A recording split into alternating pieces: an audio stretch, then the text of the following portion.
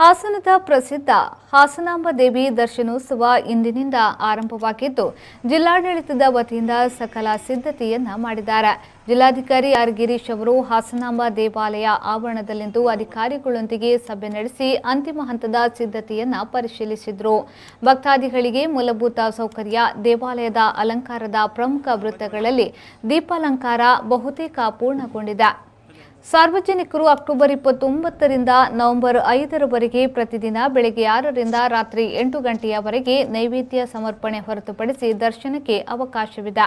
ಆದರೆ ಕಡ್ಡಾಯವಾಗಿ ಕನಿಷ್ಠ 1 ಡೋಸ್ ಕೋವಿಡ್ ಲಸಿಕೆ ಪಡೆದಿರಬೇಕು ಹಾಗೂ ಈ ಬಗ್ಗೆ ಮುದ್ರಿತ ಅಥವಾ ಡಿಜಿಟಲ್ ದಾಖಲೆಯನ್ನ ಪ್ರದರ್ಶಿಸಬೇಕು ಎಂದು ಜಿಲ್ಲಾಧಿಕಾರಿ ಆರ್ ಗಿರೀಶ್ ಹೇಳಿದರು. ಶಿಷ್ಟಾಚಾರ, ಅತಿಥಿ ಗಣ್ಯರ ದರ್ಶನ ವ್ಯವಸ್ಥೆಗಳಿಗೆ ಅಧಿಕಾರಿಗಳ ತಂಡ ನಿಯೋಜಿಸಲಾಗಿದ್ದು ಯಾವುದೇ ಕರ್ತವ್ಯ ಲೋಪವಿಲ್ಲದಂತೆ ಕಾರ್ಯನಿರ್ವಹಿಸಬೇಕೆಂದು ಜಿಲ್ಲಾಧಿಕಾರಿ ಹೇಳಿದರು.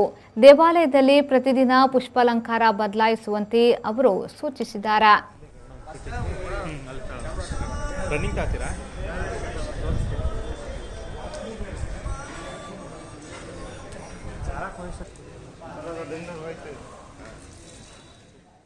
ಯೋಗೇಶ್ ಬಿಜಿ, ವಿ4 ನ್ಯೂಸ್, ಹಾಸನ.